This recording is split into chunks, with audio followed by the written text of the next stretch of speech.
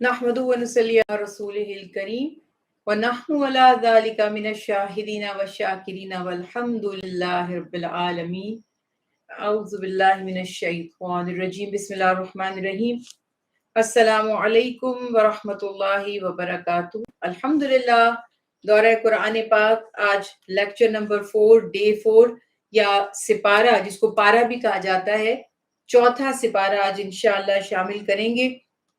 अल्लाह सुब्हानहू तआला की तौफीक से चौथे सिपारे के मज़ामीन का कुछ खुलासा करने की कोशिश करेंगे। अल्लाह ताला हमारे लिए आसानियां पैदा फरमाए और हमें समझ बूझ अता फरमाए। चौथे सिपारे में अभी सूरह आले इमरान से आज आगाज करते हैं। कुछ मज़ामीन हमने तीसरे सिपारे में यानी कल पढ़ लिए थे। आले इमरान यानी इमरान बिन लासान अलैहिस्सलाम, उनकी बेटी बीबी मरियम अलैहिस्सलाम और उनके साहबजादे अल्लाह के रसूल हजरत ईसा अलैहिस्सलाम का बयान और वाकयात और मुजिज़ात हमने पढ़े थे। चौथा सिपारा नाम जो कहते हैं ना, लन तनालू, सिपारों के जो इब्तिदाई बिल्कुल फर्स्ट लेटर्स पिक किए जाते हैं और सिपारों के बाहर नाम लिखा जाता है। तो पहली आयत जो शुरू हो रही है, बड़ी प्यारी आयत मुबारका, शुरू अल्लाह के नाम से जो बहुत मेहरबान और मुस्तकिल मेहरबानी और रहमत फरमाने वाला है। लन तनालुल बिर्रा हत्ता तुनफिकू मिम्मा तुहिब्बून।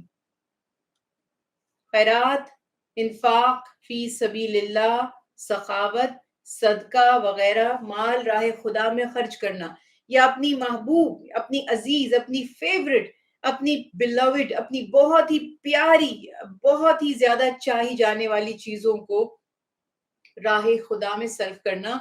वैसे तो इन्फाक के मायने बहुत सारी चीजों को आ जाते हैं, उसमें हमारी कुव्वतें, हमारी सलाहियतें, हत्ता कि हमारी औलाद भी, कि अगर हम औलाद की ऐसी तरबियत करें और उनको भी दीन के और अल्लाह की अताअत के कामों में लगाएं तो ये भी इन्फाक फी सबीलिल्लाह है। लेकिन आम मफहूम हमारा यूं नहीं होता, बल्कि बड़ा लिमिटेड होता है। और इन्फाक से जब बात की जाती है तो हम पैसा या माल की बात करते हैं जो राह खुदा में हम खैरात करते हैं। और दो तरह के सदकात होते हैं, एक वाजिबा सदकात जो वाजिब हैं, जो हमारे ऊपर अल्लाह की तरफ से फर्ज कर दिए गए हैं, और एक नफली होते हैं। सदकात वाजिबा टॉप ऑफ द लिस्ट ज़कात, सदका फितर, या अगर कोई मन्नत मान लें आप तो वो भी आपने समझिए अपने ऊपर उसको वाजिब कर लिया। और जो नफली है, इसके सिवा जिसकी जितनी तौफीक हो वो खर्च करे। पहली ही आयत मुबारका में इन्फाक फी सबीलिल्लाह की यानी अल्लाह की हमें माल खर्च करने की फजीलत बताई गई। और अल्लाह ताला ने फरमाया कि तुम हरगिज नेकी का वो मकाम या उसकी हाइट पर नहीं पहुंच सकते, आला रुतबा हासिल नहीं कर सकते, जब तक कि अपने पसंदीदा माल में से अल्लाह की राह में खर्च ना करो। हम जो भी खर्च करते हैं हमें उसका अजर मिलता है, लेकिन जितनी ज्यादा पसंदीदा या महबूब चीज खर्च की जाएगी, कुदरती सी बात है कि आपकी जो सबसे फेवरेट चीज है, आपकी सबसे पसंदीदा चीज है, जिस जो इंसान को उससे लगाव होता है, मोहब्बत होती है, अगर वो अल्लाह की राह में उसकी वफादारी की ये एक तरह की अलामत होगी कि हम अल्लाह से वफादार हैं। अगर हम अपना माल, खोखले दावे नहीं, रसूमात नहीं, कि जैसे कल भी मैंने अर्ज की थी कि फॉर्मेलिटी पूरी करनी है, हाजी दे दिया हमने अल्लाह की राह में, तो अल्लाह ताला हमारे नियतों और इरादों को अच्छी तरह जानता है। और वो लोग जिनकी हम बात करते हैं हमेशा, अल्लाह के प्यारे अंबिया और रसूल अल्लाह सल्लल्लाहु अलैहि वसल्लम की जो असहाब थे, जो हमारे लिए मशाले राह हैं, उनका तर्ज अमल कि जब अल्लाह के हबीब की जुबान मुबारक से ये आयत नाजिल हो गई तो सब ने अपनी सबसे कीमती और सबसे पसंदीदा चीजें सदका खैरात कर दी। और इस सिलसिले में जैसे उमर फारूक रजी अल्लाह तआला अन्हु, उस्मान गनी रजी अल्लाह तआला अन्हु, अबू बकर सिद्दीक रजी अल्लाह तआला अन्हु और हजरत साद रजी अल्लाह तआला अन्हु के, जिन्होंने अपनी सबसे ज्यादा एक्सपेंसिव, वैल्यूएबल और सबसे पसंदीदा चीजें मुकम्मल तौर पर राह खुदा में खैरात कर दी। और अल्लाह ताला ने फिर अगली आयत में फरमाया कि अल्लाह ने बनी इसराइल पर या अहले किताब पर बहुत से खाने हलाल किए थे, सिवाय इसके जिनको इसराइल ने यानी याकूब अलैहिस्सलाम ने खुद अपने ऊपर पाबंदी जिसकी लगा दी थी। और इस सिलसिले में रिवायात में लिखा गया है कि आप सल्लल्लाहु अलैहि वसल्लम ऊंट का गोश्त तनावुल फरमाते थे और ऊंटनी का दूध भी पीते थे।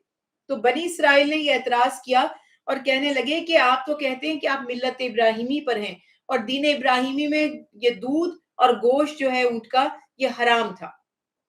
اس کے جواب میں اللہ سبحانہ تعالیٰ نے فرمایا کہ اگر اے حبیب صلی اللہ علیہ وسلم ان سے فرمائیے کہ اگر تم سچے ہو تو اپنا ثبوت پیش کرو۔ یہاں پر ایک بات ہمیشہ یاد رکھیے گا، چونکہ دیکھیے الحمدللہ ہم پورے سپارے کا خلاصہ کر رہے ہیں تو ہم ہر پوائنٹ کو ڈسکس نہیں کر رہے، اس کے لیے ہماری ڈیٹیل تفسیر کی کلاس ہوتی ہے، اس میں ہم ہر پوائنٹ کو ڈسکس کرتے ہیں۔ خلاصے میں ہم چند پوائنٹس کو ڈسکس کرتے ہیں اور کوشش میری یہ ہوتی ہے کہ ایسے پوائنٹس جس کا ہماری زندگی میں آج بڑا اہم رول ہے اس کو ہم کم از کم ہائی لائٹ کر لیں۔ مثلا دیکھیے، دو طرح کے ہمارے اوپر احکامات ہیں، ایک جیسے واجبات ہیں، فرائض ہے، اور ایک آپشنل ہے، کر لیں گے تو گناہ نہیں ملے گا اور نہیں کریں گے تو کوئی اس میں مسئلہ نہیں ہے، چھوڑ دیا کئی مستحب کام ہے، کریں گے تو ثواب ملے گا، نہیں کریں گے تو کوئی پکڑ نہیں ہوگی۔ ایک جو فرائض ہیں ان کا ادا کرنا واجب ہے، اس سے ہمیں کوئی چھٹکارا نہیں ہے سوائے اس کے کہ کوئی اللہ ہی کی طرف سے اس میں کہیں شرعی جو کہتے ہیں نا شرعی عذر موجود ہے کہ اللہ کی طرف سے ریلیف دیا گیا ہے۔ اب مسائل کی بات جہاں تک ہے کہ جو تعلیمات مصطفیٰ صلی اللہ علیہ وسلم سے ہمیں ڈیٹیل میں پتہ چلتے ہیں احکامات، زیادہ تر حلال اور حرام تو قرآن سے ہی واضح ہو رہے ہیں، کچھ فردر آپ صلی اللہ علیہ وسلم کی احادیث مبارکہ سے پتہ چلتے ہیں۔ اب میں اور آپ روزانہ کئی کتابیں اسلامی پڑھ لیتے ہیں، بہت سارے لوگوں کو لوگ سنتے بھی ہیں، لیکچرز بھی سنتے ہیں، بڑا امت کنفیوز ہوئی ہے، کوئی کہتا ہے فلاں چیز حلال ہے، کوئی کہتا ہے حرام ہے، کوئی کہتا ہے اس کام کے کرنے میں ثواب ہے، کوئی کہتا ہے کہیں لکھا ہوا نہیں ہے۔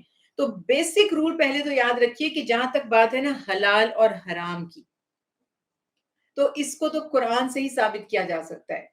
حلال یا حرام کرنے کا حکم صرف اللہ کو ہے، اور جیسے میں نے عرض کی کچھ تعلیمات مصطفیٰ صلی اللہ علیہ وسلم سے اس کو فردر ایکسپلین کیا گیا، وہ بھی قرآن سے اس کی کہیں نہ کہیں روٹ آپ کو مل جاتی ہے۔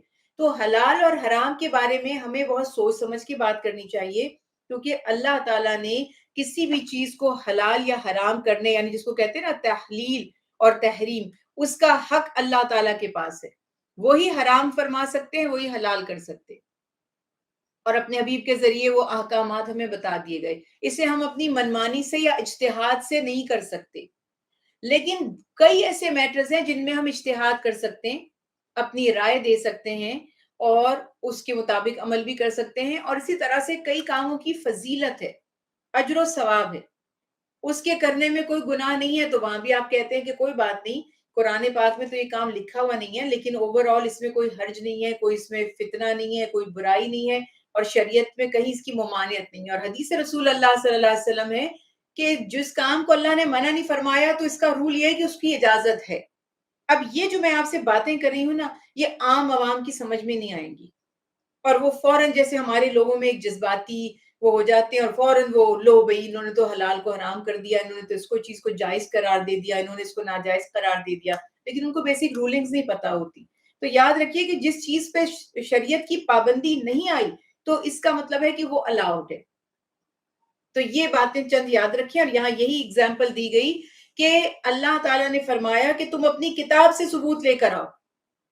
کہاں لکھا ہے؟ حلال اور حرام تو توریت میں ہونا چاہیے تھا نا، تو کہاں لکھا ہے کہ اللہ تعالیٰ نے تم پر یا بنی اسرائیل پر یا اسرائیل یعقوب علیہ السلام یا دین ابراہیمی میں ان چیزوں کو حرام قرار دیا، سوائے اس کے جس کو توریت کے نزول سے پہلے حضرت یعقوب علیہ السلام نے اپنے اوپر حرام کر لیا تھا۔ اپنے اوپر حرام کی ٹرم میں بھی واقعات ہیں، جیسے پرہیزی طور پر بعض روایت میں ہے کہ انہوں نے پرہیز کے طور پر، جیسے کئی چیزیں انسان کو سوٹ نہیں کرتی، پرہیز کے طور پر اپنے اوپر حرام کرنے، مینس کہ جیسے اس کو دیکھیں میں کہوں مجھ پہ چینی حرام ہے، اب یہ کوئی ٹرم مذہبی نہیں ہے، مطلب یہ کہ اٹ از فوربڈن فار می، کہ بھئی میں نے اس کو اپنے اوپر فوربڈن کر لیا ہے کہ میں نے چینی استعمال نہیں کرنی، یا میں نے فیٹ استعمال نہیں کرنی، یا کوئی بھی ایک چیز، یا جس سے آپ کو الرجی ہو یا جس سے آپ کانشیس ہو۔ اس کا مطلب یہ نہیں کہ میں نے آپ کو فتویٰ دے دیا کہ یہ الاؤڈ نہیں ہے، میں نے تو یہ اپنے لیے جملہ کہا ہے، شریعت کے پوائنٹ آف ویو سے بات نہیں کی، لفظی صرف یہاں پر ایک اس لفظ کا استعمال ہے۔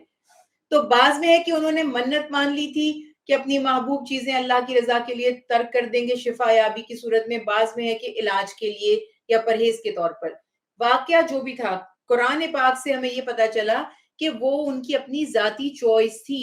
اور یہ ہمیں یہاں سے سبق بھی مل گیا کہ ہم اپنی جس چیز کو اللہ نے حرام نہیں کیا اگر ہم نہیں استعمال کرنا چاہتے تو ہم ایسا کر سکتے ہیں, مگر ہم یہ نہیں کہیں گے کہ اللہ نے اس کو حرام کر دیا, میری چوائس ہے, مجھے پسند نہیں ہے, میں نہیں استعمال کرتی, لیکن میں یہ نہیں اس کو کہہ سکتی کہ لوگوں یہ استعمال نہ کرنا, یہ حرام ہے. تو اللہ تعالیٰ ارشاد فرماتے ہیں کہ انہوں نے عزیمت کے طور پر اپنے اوپر کچھ احکامات پابندی لگا لی تھی, اور جیسے کہ بعض جگہ پہ لکھا ہے کہ حضرت عمر رضی اللہ تعالیٰ عنہ نے مسلمانوں کی جو تنگ دستی ہو گئی تھی نا, کچھ ایسے فائنینشیل کرائسس کا دور آ گیا تھا, تو انہوں نے اپنے اوپر شہد کے استعمال کو حرام کر دیا تھا کہ میری رعایا اتنی تکلیف میں اور تنگ دستی میں, اور میں ایسی کچھ مرغوب چیزیں اور قیمتی چیزیں استعمال کروں. اب آج دیکھیں آپ ہمارے حکمرانوں کو اور آپ کمپیر کریں, دین کسے کہتے ہیں. تو یہ بہرحال بات یہاں پہ تھی کہ انہوں نے اپنے اوپر پابندی لگا لی, اللہ تعالیٰ نے کوئی چیز حرام نہیں کی تھی. پھر اگلی آیات میں یہاں پر اللہ سبحانہ وتعالیٰ نے ان اولا بیت وضع للناس للذی ببکۃ مبارکا وہدی للعالمین. کیا خوبصورت بات ہے, زمین پر اللہ کی عبادت کا جو پہلا گھر بنا. اچھا, بیت اللہ اللہ کا گھر کہتے ہیں, اللہ تعالیٰ تو گھر میں نہیں رہتے, اللہ کو تو گھر کی یا کسی پلیس کی کسی جگہ کی ضرورت ہی نہیں ہے, وہ تو ہر جگہ ہے. لیکن اس کو تشبیہ دی گئی اللہ سے. جیسے میں مثال دیتی ہوں, ناقۃ اللہ, صالح علیہ السلام کو ایک اونٹنی عطا کی گئی تھی, معجزہ, اللہ نے فرمایا یہ اللہ کی اونٹنی ہے. تو معاذ اللہ, کیا ہم جیسے اونٹنی کے اونر ہوتے ہیں, اونٹنیاں پالتے ہیں, اللہ تعالیٰ کے بارے میں ایسا گمان ہے؟ عظمت کے لیے, اس کی امپورٹنس بتانے کے لیے کہ یہ منسوب ہو گئی ہے اللہ سے اور بہت مبارک ہے اور بڑی عظمت والی ہے. تو اسی طرح سے اللہ تعالیٰ کا گھر جب ہم کہتے ہیں, اور ہر مسجد کو ہم اللہ کا گھر کہتے ہیں, تو اس کا مطلب یہ ہوتا ہے کہ یہ اگر آپ عبادت کرنا چاہتے ہیں اللہ کی, تو یہ مراکز یہاں پر پرٹیکولرلی بن گئے. باقی معاذ اللہ ایسا نہیں ہے کہ جہاں پہ مسجد نہیں ہوگی. اللہ کے حبیب نے فرمایا میری امت کے لیے پوری زمین, میرے لیے اللہ کے رسول کے لیے پوری زمین مسجد بنا دی گئی ہے. تو پہلا سب سے بڑا جو مرکز تھا, جو گھر تھا لوگوں کی عبادت کے لیے بنایا گیا, بکہ. مکہ کا پرانا نام بکہ تھا. کثرت استعمال سے اور مختلف لوگوں کے ایکسنٹ کی وجہ سے مکہ بن گیا. کئی ایسے الفاظ ہم اپنی زندگی میں بولتے ہیں جو ریئل میں ہوتے کچھ اور ہیں, مگر کثرت سے وہ اتنے زیادہ بولے جاتے ہیں کہ پھر وہی مشہور ہو جاتے ہیں. تو اس لیے اس کا نام پرانا بکہ رکھا گیا. اور یہود بحث کرتے تھے کہ بیت المقدس سب سے پہلی عبادت گاہ تھی. ہر چیز میں کمپیئر کرتے تھے, مقابلہ کرتے تھے, لیٹ ڈاؤن کرنے کے لیے اہل ایمان کو کہ ہم سپیریئر ہیں ہر چیز میں. تو اللہ تعالیٰ فرما رہے ہیں نہیں, سب سے پہلا گھر اول خانہ کعبہ کو اللہ نے قرار دیا, اور بیت المقدس کو انہوں نے اسرائیلی روایت سے جو گھڑ کے بنایا ہے وہ بالکل درست بات نہیں ہے. اور شہر مکہ کی فضیلت اس گھر سے نمایاں ہو رہی ہے, اس بات سے کہ اللہ تعالیٰ فرما رہے ہیں کہ یہ سب سے پہلا گھر ہے, بابرکت ہے, ہدایت کا نشان ہے, تمام جہانوں میں سے ہدایت پہنچی, مرکز تھا یہ اللہ کے انبیاء کی آمد کا. اور آج بھی پوری دنیا سے مسلمان وہاں جا کر جمع ہوتے ہیں. تو اس حساب سے اس گھر کو اللہ تعالیٰ نے مبارک بنایا, اور اللہ تعالیٰ نے اس کا طواف کرنا, اس کی زیارت کرنا, جس کو ہم حج کہتے ہیں. اگر یہ زیارت حج کی تاریخوں میں ہو تو اس کو حج کہتے ہیں. اگر یہ زیارت وزٹ ٹو ہولی کعبہ اگر یہ حج کی تاریخوں میں نہ ہو تو اس کو عمرہ کہتے ہیں. اور وہ باقی مسائل آپ الحمدللہ سب واقف ہی ہیں کہ عمرے اور حج کا فرق کیا ہے. تو اللہ تعالیٰ نے جو صاحب استطاعت ہیں عمر بھر میں ایک مرتبہ اس گھر کا طواف حج اللہ نے لازم فرما دیا. اور اس کے بعد اللہ سبحانہ وتعالی ارشاد فرماتے ہیں کہ اہل کتاب کیوں لوگوں کو روک رہے ہیں اللہ تعالیٰ کی راہ میں جانے سے, جو اللہ پر ایمان لاتے ہیں, اور وہ دین کو ٹیڑھا کریں. دیکھیں دین کو ٹیڑھا کرنے کے بہت سے طریقے ہوتے ہیں. ابھی آج ہی میری ایک بہن سے بات ہو رہی تھی, اور وہ یہی بات کر رہی تھی کہ یہ یوٹیوب کی ویڈیوز آ جاتی ہیں, لوگوں کی عادت بھی ہے, دیکھتے ہیں پھر پریشان ہو جاتے ہیں. اتنے سالوں سے ہم ایک کام کر رہے تھے, مثلا مغرب کی نماز جو ہم پڑھتے ہیں تو اس میں کوئی سوال آ گیا, وطر پڑھتے ہیں تو آ گیا کہ یہ مغرب کی طرح نہ کرو. اب سالوں سے لوگ وطر کی نماز پڑھ رہے ہیں تو کہہ دیا مغرب کے مشابہ نہ کرو. ایک حدیث مبارکہ لا کر دلوں میں وسوسے پیدا کر دیے کہ اتنے سال سے جو ہم وطر کی نماز پڑھ رہے تھے ہم غلط پڑھ رہے تھے. بغیر علم کے، اور لٹل نالج بیکم ڈینجر، نیم ملا خطرہ ایمان. تو یہ تو ملا ہی نہیں ہے جو لیکچرز دے رہے ہیں، نیم تو دور کی بات ہے. تو وہ جو ایک اپنی انڈرسٹینڈنگ کے مطابق ایک بات پکڑ لی، نہ اس کا بیک گراؤنڈ پتا ہے، نہ اس کی ڈیٹیلز پتا ہے، اور آگے سراسر فتویٰ دے دیا. ایک اس پہ کہہ دیا رفع الیدین آپ نہیں کریں گے آپ کی نماز ہی نہیں ہوگی، فتویٰ دے دیا. اب جتنے لوگ سالوں سے نہیں رفع الیدین کر رہے ہیں، یا کرتے ایک دفعہ ہم کرتے اللہ اکبر کہہ کے اپنے اپنے طریقے، کچھ ڈیٹیل نہیں پتا. اب وہ بیچارے جو 40 50 60 سال سے نمازیں پڑھ رہے ہیں، وہ پریشان بیٹھ گئے کہ یعنی ہماری تو ساری نمازیں ضائع ہو گئی. تو بات یہاں پر یہ ہے کہ فتنے کیوں پھیلا رہے ہو جب آپ کو علم نہیں ہے؟ تو اور جتنے لوگ پریکٹس کر رہے ہیں، رفع الیدین کر رہے ہیں یا نہیں کر رہے، وتر 1 رکعت پڑھ رہے ہیں یا 3 پڑھ رہے ہیں، اور مغرب کی طرح پڑھ رہے ہیں یا اور طریقوں سے پڑھ رہے ہیں، 2 کر کے اور 1 کر کے پڑھ رہے ہیں، سب احادیث سے ثابت ہے، سب ہی احادیث سے ثابت ہے. تو آپ اپنی کم علمی دوسروں پہ کیوں مسلط کر رہے ہیں؟ کیوں ان کو بتا رہے ہیں کہ آپ غلط کر رہے ہیں اور ان کے دل خراب کر رہے ہیں؟ تو بہت سے لوگ اپنے کہتے ہیں نا، جو قیامت کی ایگزیکٹلی یہ وہ وقت ہے کہ قیامت سے پہلے جوہلا، جو جاہل ہوگا نا، سب سے بڑا عالم کی جگہ بیٹھ جائے گا، خود بھی گمراہ ہوگا اور لوگوں کو بھی گمراہ کرے گا. تو ہم سب کو بھی محتاط رہنا چاہیے، اور ہر کسی کی سن کر یہ پڑھو، یہ کرو، یہ نہ کرو، کوئی ہر چیز کو حرام کہے جا رہا ہے، کوئی اس کے خلاف فتوے دیے جا رہا ہے، کوئی اچھے کاموں کو بھی منع کر رہا ہے، کوئی کہہ رہا ہے یہ کام نہیں کیا تو ایسا نہیں ہوگا. تو یہ سارے اپنے خود ساختہ عالم بنے ہوئے، کوئی ان کے اوپر پکڑنے والا، ان کو کوئی اریسٹ کرنے والا، ان کو بین کرنے والا کوئی نہیں ہے. اور obviously یہ تو عوام کے مفاد میں ہے نا کہ فتنے پھیلتے جائیں اور پھوٹ پڑتی جائے. تو اس لیے اللہ سبحانہ و تعالیٰ نے بڑی وضاحت سے فرما دیا کہ شیطان ہے وہ لوگ جو دوسرے کو نیکی سے، دین کے کاموں سے، اللہ اور اس کے نبی کے احکامات پر عمل کرنے سے، ایمان لانے سے روکیں. اور ہماری خود ساختہ یہ جو ہمارے فتوے ہیں نا، ان کی وجہ سے بہت سے لوگ دین سے بے دین ہو گئے ہیں، اور بہت سے لوگ جو اسلام میں داخل ہونا چاہتے ہیں ڈر کے مارے آتے ہی نہیں، کہ یہاں تو کوئی کچھ کہہ رہے، کوئی کچھ، اور ایسا دین گھڑ کے بتا رہے ہیں کہ وہ سمجھتے ہیں کہ یہ تو پریکٹیکل دین ہی نہیں ہے، ہمارے بس کی بات نہیں ہے.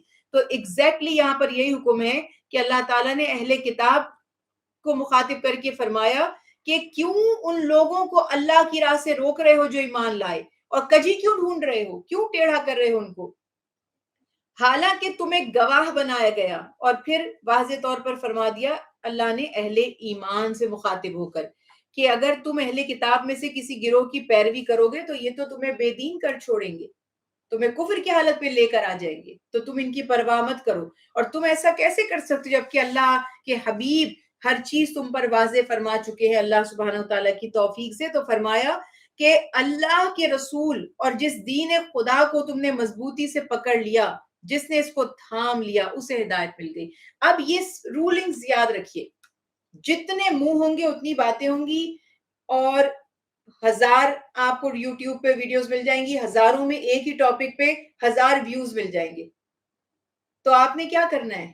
آپ نے قرآن اور حدیث کو تھام لینا ہے. آپ کو آپ کے سوال کا جواب وہاں سے مل جائے گا، اور آپ کو یہ پتہ چل جائے گا کون قرآن اور حدیث کے مطابق بات کر رہا ہے. اور اللہ نے حکم دیا کہ اللہ کا تقوی اختیار کرو اور مت مرنا مگر مسلمان. یعنی ایک دن ہمارا حالت ایمان میں گزرے، ہم خدا نہ خواستہ کہیں بے دین نہ ہو جائیں، کافر نہ ہو جائیں. موت کا تو ایک لمحے کا بھروسہ نہیں ہے، ایک لمحے کی غفلت ہوئی تو کہیں وہی موت کی گھڑی ہوئی تو سب کیا دھرا ضائع ہو جائے گا. اور وَاعْتَصِمُوا بِحَبْلِ اللَّهِ جَمِيعًا وَلَا تَفَرَّقُوا، یہ پیاری آیت مبارکہ، اور بڑی کر کے میں نے اس کو اپنے مدرسے کے باہر لگایا تھا تاکہ لوگوں کو پتا چلے کہ ہم فرقہ واریت نہیں پھیلا رہے، لیکن اللہ اکبر ہمیں پوچھا جاتا ہے کہ کیا فرقہ ہے. اور اگر آپ کہیں کوئی فرقہ نہیں ہے تو وہ تو پریشان ہی ہو جاتے ہیں کہ پھر یہ کون لوگ ہیں جن کا کوئی فرقہ ہی نہیں ہے. ہم نے کہا بھائی قرآن پاک ہے، سب بچے آئیں فی سبیل اللہ پڑھیں، کوئی فرقہ نہیں سکھائیں گے، ہم قرآن سکھائیں گے اور حب رسول سکھائیں گے، اور اگر اس کے بعد بھی ہم توفیق ہو گئی تو حب اہل بیت سکھائیں گے، اچھے اخلاقیات سکھائیں گے. مگر بہرحال یہاں پہ اللہ کا حکم یہ ہے کہ سب مل جاؤ، فرقہ مت بناؤ، اور اللہ کی نعمتیں یاد کرو. تم تو ایک دوسرے کی جان کے دشمن تھے، اللہ نے تمہارے دلوں میں محبت اور الفت ڈال دی، اور یہ کتنی بڑی نعمت ہے، اور اتحاد امت اور فرقہ بندی سے بچنے کا بار بار حکم دیا جا رہا ہے، تو انیشیٹو تو لینے ہی نہیں دیا جاتا۔ اب ایک مسجد کی ہم نے الحمدللہ بنیاد رکھی، تو ہم سے سوال یہ کیا گیا کس مسلک کی ہے؟ جب ہم نے عرض کی کہ ہم اس کو مسلک کا رنگ نہیں چڑھانا چاہتے، تو کہا گیا نہیں یہ تو ہو ہی نہیں سکتا، پھر ہم تو نہیں تعاون کریں گے، مدد ہی نہیں کریں گے آپ کی۔ آپ بتائیے یہ کون سے مسلک کی مسجد ہے؟ اب اس میں کچھ پریکٹیکلی چیزیں ہیں، سیاسی مسائل ہیں کہ ایک حد تک ایک صاحب کی بات ٹھیک تھی کہ اگر کسی ایک مسلک کے نام سے آپ نہیں اس کو کریں گے تو کوئی دوسرا اوورٹیک کر لے گا یا چھین لے گا، یا اللہ لوگ مسجدیں چھینتے ہیں، قبضے کرتے ہیں، اور ہم معصوم لوگ تو سمجھتے ہیں کہ پھر مسجد کا مقصد کیا ہے؟ اگر آپ کو اللہ تعالیٰ کی رضا چاہیے اور ثواب چاہیے اور اس کو صدقہ جاریہ بنانا ہے، تو آپ اللہ کے نبی نے تو 2 یتیم بچوں سے سہل اور سہیل، بڑا مشہور واقعہ ہے، جب ایکسٹینڈ کرنا تھا مسجد نبوی کو، انہوں نے منت کر لی کہ یا رسول اللہ صلی اللہ علیہ وسلم ہم یہ مسجد کی جگہ آپ کو عنایت کریں، ہمیں ہدیہ نہیں چاہیے۔ آپ اس سے بڑی سعادت تھی کہ ان کی وہ جگہ، وہ زمین مسجد سے ملحق ہو جاتی۔ اللہ کے حبیب نے فرمایا میں یہ لوں گا ہی نہیں جگہ۔ کیا یہ ہمارے مسجد بنانے والوں اور بسانے والوں کو حدیث نہیں پتا؟ عرض کرنے کا مقصد یہ تھا کہ یہ ہم اندر سے ہیں، اور باتیں ہم کریں گے میں نے اتنی مسجدیں بنوائی ہیں، اتنا کیا ہے، فلاں کیا، ڈھمکیاں کیا، اندر کے حال آپ دیکھیں دلوں کے۔ تو اس لیے جو اسلام ہے وہ کچھ اور ہے، اور جو مسلمان ہے وہ کچھ اور ہی ہے۔ تو ہمیں کوشش کرنی ہے کہ ہم وہ مسلمان بنیں جو اسلام ہمیں بنا رہا ہے۔ تو اس وجہ سے اللہ تعالیٰ نے واضح فرما دیا کہ ایک ہو جاؤ، فرقہ بندی سے بچ جاؤ، جیسے پہلے تم دشمن تھے اللہ نے تمہیں ایک کر دیا، ابھی واپس ہم ایک دوسرے کے دشمن ہو گئے۔ وہی دور جہالت والی تمام حدیث مبارکہ میں تھا کہ میری امت جو ہے دین یا غربت سے نکلا تھا، غربت کی طرف ہی لوٹ جائے گا۔ وہی ساری جہالت کی باتیں جو دور جہالت میں تھیں وہ ہم سب میں واپس آتی جا رہی ہیں، اللہ ہم پر رحم فرمائے۔ اور بتایا کہ پچھلی امتوں کی طرح فرقہ بندی مت کرو، ورنہ روز قیامت عذاب عظیم کا تمہیں سامنا کرنا پڑے گا۔ اور ظاہر ہے کہ جو لوگ اس فرقہ بندی سے بچ گئے، جو کہ میں نے آپ سے عرض کی بہت مشکل ہے، ہمیں سپورٹ نہیں ملتی، ہم ایک ادارہ بنانا چاہتے ہیں تو ہمیں سپورٹ نہیں ملتی، کیونکہ ہم کہتے ہیں کہ یہ ہم فی سبیل اللہ کریں گے، یہاں ہم کسی فرقہ واریت کی تعلیم نہیں دیں گے، تو ہمیں کوئی سپورٹ ہی نہیں کرے گا۔ تو بات یہاں پر یہ حال ہے کہ اس کے باوجود جو ڈٹا رہے اور ہمت کرے تو قیامت کے دن تو سرخرو ہو جائے گا نا۔ ایک مسجد نہ بنا سکے، ہم ہمارے نام سے نہ بن سکی، اللہ تو نیتوں کو جانتے ہیں کہ ہم نے کیا ایفرٹ کی۔ تو اسی طرح سے اللہ تعالیٰ فرما رہے ہیں کہ قیامت کے دن اہل ایمان کے چہرے روشن ہوں گے، اور اللہ اور اس کے رسول کے نافرمانوں کے چہرے سیاہ ہوں گے۔ اصل مسئلہ یہ میری اور آپ کی ذات کا، انا کا، کلچر کا، ہماری مذہب قوم کا نہیں ہے، یہ اللہ اور اس کے نبی کی رضا کا مسئلہ ہے، ان کی فرما برداری کا۔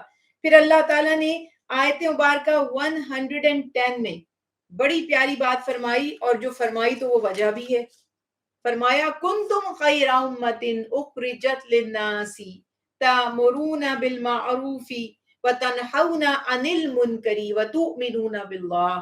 یہ آیت مجھے اتنی پسند ہے کہ میں سوچتی ہوں کہ ہر مسلمان جتنا اس پر اللہ کا شکر کرے اور فخر کرے کم ہے، کہ امتیں تو 1,24,000 سے زیادہ انبیاء علیہ السلام جتنے تشریف لائے سب کی امتیں تھیں۔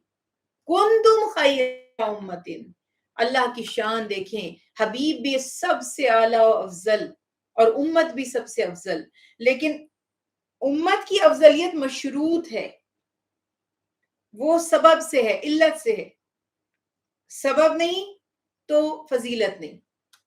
میں آپ سے کہتی ہوں اگر آپ یہ کریں تو آپ بیسٹ ہوں گے، اب آپ سے میں نے کہا اگر آپ یہ کر لیں تو بیسٹ ہوں گے، یا اگر میں آپ سے کہوں کہ آپ ریزلٹس اناؤنس ہوتے ہیں، آپ 98% لے لیں، ٹاپ کر لیں گے، اب آپ نے لیے 50% اور آپ کہہ رہی ہیں آپ نے تو کہا تھا آپ ٹاپ کر لیں گے۔ جی میں نے کہا تھا، 98% بھی تو کہا تھا۔ تو ہمارا حال اور جو اہل کتاب کا حال کچھ ایسا ہے کہ اللہ نے جو بزرگیاں اور فضیلتیں عطا فرمائیں وہ تقویٰ کے سبب تھی، کچھ رسپانسبلٹیز ہمیں عطا کی گئی تھی اگر ہم وہ پوری کرتے اس کے سبب تھی، وہ تو ہم نے پوری کی نہیں. اور وہ جو آدھا آیت کا حصہ تھا نا، تم سب سے افضل امت ہو. یہودی بھی تو یہی کہتے تھے، جو کہتے تھے کہ اللہ نے فرمایا فضلتکم علی العالمین، تمہیں فضیلت دی گئی ہے تمام عالمین پر. وہی بات پکڑ کے بیٹھے ہوئے. وہ تو تب دی گئی تھی جب انہیں کہا گیا تھا اگر تم یہ کتاب جو موسیٰ علیہ السلام لے کر آئے ہیں اسے مان لو اور اس پر ایمان لے آؤ، اس کے مطابق عمل کرو، تو جان لو کہ تم سب سے افضل قوم ہو، سب سے پہلے کتاب تمہیں پیش کی گئی. یہ حال ہمارا بھی ہے. ہم سب سے بہترین اگر امت ہیں تو صرف اس صورت میں ہے جب ہم بھلائی کی دعوت دیں، برائی سے روکیں، خود بھی عمل کریں. 3 باتیں: نصیحت کرنا اچھائی کی، روکنا برائی سے، اور خود بھی عمل کرنا. یہ تینوں چیزیں لازم ہے. اگر میں خود عمل کرتی جاؤں، کسی کو نہ روکوں، تو بے شمار احادیث ہیں کہ وہ قوم بھی تباہ ہوئی جس نے اپنی عبادت کی تو فکر کی، کسی اور کو برائی سے نہیں روکا. اور اگر میں دوسروں کو واعظ و نصیحت کرتی رہوں، خود عمل نہ کروں، تو مجھے شب معراج کا وہ واقعہ یاد آتا ہے کہ ایک قوم کی لمبی زبان ہو جاتی تھی، پھر کاٹا جاتا تھا اس کو، پھر بڑھ کے لمبی ہو جاتی تھی، پھر کاٹا جاتا تھا انگاروں کی قینچیوں سے. تو پوچھا جبرائیل علیہ السلام سے آپ صلی اللہ علیہ وسلم نے، یہ کون ہے؟ فرمایا آپ کی امت کے علماء و خطیب ہیں. تقریریں بہت لچھے دار، زوردار، دھواں دار کرتے ہیں، ایسی کہ مجمع واہ واہ شش کر بیٹھتا ہے، عمل خود کچھ نہیں کرتے. تو یہ ساری ریالٹیز آج جو کچھ ہو رہی ہے نا، جس نے پڑھا ہوا ہوتا ہے وہ اس کو کسی اور ہی اینگل سے دیکھ رہا ہوتا ہے کہ یہ ہو کیا رہا ہے. لوگ متاثر ہو رہے ہوتے ہیں کیا تقریر ہے، کیا ہے، اور جس کو علم ہے وہ دیکھ رہا ہوتا ہے کہ کیا ہے اس میں پیچھے مسئلے. تو یہ بات یہاں پہ بتا دی گئی کہ ہماری فضیلت کی وجہ یہ ہے کہ ہم ایمان بھی لائیں گے اور نیکی کی دعوت بھی دیں گے، برائی سے روکیں گے بھی. اور اس کے بعد پھر اللہ سبحانہ تعالیٰ نے فرمایا کہ ان نافرمانوں کا، یعنی وہ لوگ جو ایمان نہیں لاتے، نافرمان ہیں، ان کا ملال نہ کیجئے، وہ ہرگز آپ کا کچھ بگاڑ نہیں سکیں گے. ہاں ستا ضرور لیں گے. they can create stress، مگر وہ آپ کے اوپر اوور پاور نہیں ہو سکتے، اوور کم نہیں کر سکتے سچویشن کو. صرف پریشان کر سکتے جو ایمان نہیں لاتے، جو نافرمان ہیں. لیکن اللہ تعالیٰ فرما رہے ہیں کہ ان کا حال یہ ہے کہ اگر وہ آپ سے لڑنے آ جائیں تو آپ کی شجاعت کا، بہادری کا مقابلہ نہیں کر سکتے، اتنے اندر سے بزدل ہیں. اور پھر یہاں پر اللہ تعالیٰ فرما رہے ہیں کہ یہود پر ان کے اعمال کی وجہ سے اللہ نے ذلت مسلط کر دی، کیونکہ وہ اللہ کی آیات کا انکار کرتے تھے، اللہ کے انبیاء کی مخالفت اور انہیں قتل کرنے کی جرات کرتے تھے اور حد سے تجاوز کرتے تھے. اور یہ بھی فرما دیا کہ ایک گروہ میں ایسا بھی تھا جو حق پر قائم تھا، یعنی سارے اہل کتاب کافر نہیں تھے، ہر دور میں انبیاء کے ماننے والے بھی ہوئے ہیں. تو وہ تلاوت کرتے تھے اللہ کی آیات کی، توریت کی، اور عبادات بھی کرتے تھے اور خیر کے کاموں میں سبقت لے جاتے تھے. مستند، یعنی کہ وہ والی ایک چیز ہے، مستند احادیث وارد سے پتہ چلتا ہے، جس طرح بعض جگہوں پہ بتایا گروہ ایسے تھے اہل کتاب میں کہ جو قرآن میں ان کی مثالیں بھی دی گئی کہ امانت داری ان کی انتہا پر تھی، ذکر اللہ کا، تقوی، ہر چیز ان میں بے مثال تھی. وہ امر بالمعروف بھی کرتے تھے اور نہی عن المنکر بھی کرتے تھے. پھر آیت مبارکہ 118 میں اللہ سبحانہ وتعالی حکم فرما رہے ہیں کہ اہل ایمان کو چاہیے کہ اپنے دین کے دشمنوں کو اپنا رازدار نہ بنائیں. یہ بھی بڑی ایک بات ہے، مختلف ہے، ذرا سوچنا اس کو تھوڑا مشکل لگتا ہے ہمیں، اسپیشلی جب ہم غیر مسلموں کے ساتھ رہ رہے ہوتے. ایک ہے، دیکھیں ایک اسلامک اسٹیٹ میں تو یہ چیلنجز عام طور پر فیس کرنے ہی نہیں پڑتے، لیکن جب آپ کسی ایسی اسٹیٹ میں رہتے ہیں جہاں مختلف مذاہب کے لوگ ہوتے، تو یہ میں اس چیز پہ بڑی حیران ہوتی ہوں. اور مجھے یہ سمجھ میں نہیں آتا کہ آپ گائے کا گوشت کھاتے ہیں اور ایک لوگ گائے کی عبادت کرتے ہیں. جب آپ ایک روم شیئر کرتے ہیں، مطلب اسٹوڈنٹس ہیں، کلیگز ہیں، وہ آپ کے بارے میں کیا سوچتے ہیں کہ آپ وہ چیز ذبح کر کے کھا رہے ہیں جو ان کے لیے خدا کا درجہ رکھتا ہے؟ کیسے وہ آپ سے محبت کریں گے؟ کیسے آپ ان کی طرف راغب ہوں گے؟ یا اسی طرح ہم بھی تو سوچیں کہ جس رب کے ساتھ اللہ تعالیٰ کو شرک سخت ناپسند ہے اور لوگ کئی معبود بنا کر اس کی عبادت کرتے ہیں، ہم ان سے کیسے محبت کریں گے جو ہمارے رب کو وہ کام کریں جو سخت ناپسند ہے؟ تو کہنے کا مقصد یہ تھا کہ حسن سلوک تو آپ سب سے کرتے ہیں ایز اے ہیومن. جو ہیومنٹیرین گراؤنڈز ہیں، اس کے اوپر آپ سب کی خیر کریں، یہ ہمارے نبی نے ہمیں سکھایا. بیمار کوئی ہے، مجبور بے بس ہے، تو کبھی نہیں دیکھا کہ کافر ہے یا مسلم ہے. لیکن جہاں بات آ جائے گی نا فرینڈشپ کی، دوستیاں نبھانے کی، محبتیں کرنے کی، تو وہاں آپ کو دیکھنا پڑے گا. کیونکہ حدیث رسول اللہ صلی اللہ علیہ وسلم ہے کہ انسان اپنے دوست کے دین پر ہوتا ہے. تو اس لیے اللہ تعالیٰ نے سخت ناپسند فرمایا اس بات کو کہ جو اللہ کے دشمن ہیں آپ انہیں اپنے جگری یار بنا لیں. اور یار کا لفظ خیر میں نے یوز تو کر دیا ہے، مگر مجھے جب منہ سے نکل جاتا ہے تو مجھے افسوس بھی ہوتا ہے. بہرحال اس کو دوست آپ بنا لیں اور اس طرح سے اس کے اوپر ٹرسٹ کریں اور اس طرح سے اس سے محبت کریں جیسے کہ اللہ نے حکم دیا اہل ایمان سے کی جانی چاہیے. اللہ تعالیٰ فرما رہے ہیں کہ اگر تم انہیں اپنا رازدار بناؤ گے تو وہ کبھی تمہاری تباہی میں کسر نہیں چھوڑیں گے. اور اس کی جب بہت سی تاریخی واقعات آپ کے سامنے مثال ہیں کہ جو جن غیر مسلموں کو اپنا دوست سمجھتے تھے، جب انقلاب آیا سب سے پہلے انہوں نے ہی مسلمانوں کی پیٹھ میں جو ہے نا وہ چھرا گھونپا. تو یہ معاملات ہیں، اور مسلمانوں کا مصیبت میں مبتلا ہونا انہیں خوش کرتا ہے، اور مسلمانوں سے نفرت ان کی باتوں سے ظاہر ہو جاتی ہے. اچھا سب ایسے نہیں ہیں، دیکھیے نجاشی بھی تو تھا نا، جب وہ مسلمان نہیں بھی ہوا تھا کتنا اس کا دل اللہ کی طرف سے دیکھیے نرم دل تھا، ہمیشہ اس نے مسلمانوں کو سپورٹ ہی کیا اور پھر آخر میں ایمان بھی لے آیا. تو یہ بات یہاں پر ہے کہ ہمیں محتاط رہنا چاہیے. انہوں نے اپنے دلوں میں بغض چھپا رکھے ہیں، اور منافقت ان کا طریقہ ہے، منہ سے ظاہر نہیں کرتے، سامنے آئیں گے تو محبت کی باتیں کریں گے اور پیچھے سے منصوبہ سازی کریں گے کہ کس طرح سے ان کو نقصان پہنچایا جائے.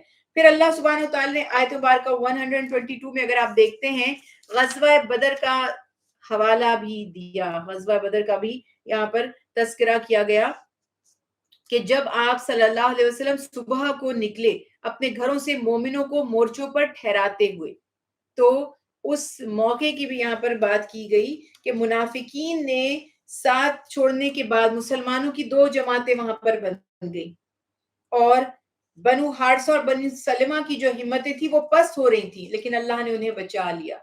اور پھر آیت مبارکہ 123 سے 128 میں غزوہ بدر اور اس میں نازل ہونے والے جو انعامات تھے اللہ تعالیٰ کی طرف سے اہل ایمان پر، کہ بظاہر مسلمان تعداد میں بہت کم تھے، 3 گنا زیادہ کافر ان کے مقابلے پر تھے.